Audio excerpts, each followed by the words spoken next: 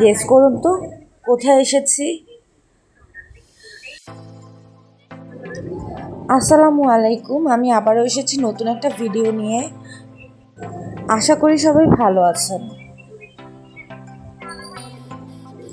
আজকে আমরা যাচ্ছি তালতলির চরবাড়িয়া। এক স্কুটিতে 3 জন উঠে অলমোস্ট সেলিব্রিটি হয়ে গেছি। কারো না কারো কোনো না কোনো কমেন্টের সামনে পড়ছি, তাহলে এক প্রকার সেলিব্রিটি তো হয়ে গেলাম।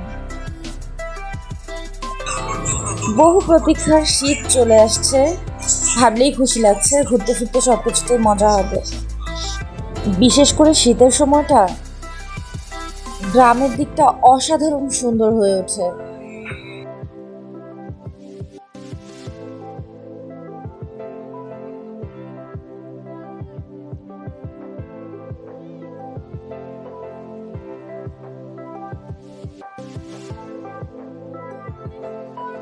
এখানে এখন নদীর খেলার থেকে বেশি রেস্টুরেন্টের মেলা। এত এত রেস্টুরেন্ট, কোনটা রেখে কোনটায় যাবেন ভেবে উঠতে পারবেন না। তবে আমার মতো এখানকার আগের পরিবেশটা অনেক সুন্দর ছিল, ন্যাচারাল ছিল।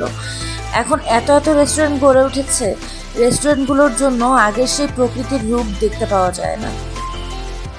এখানে প্রকৃতির জন্য এলো মানুষ, আর মানুষের জন্য এলো রেস্টুরেন্ট।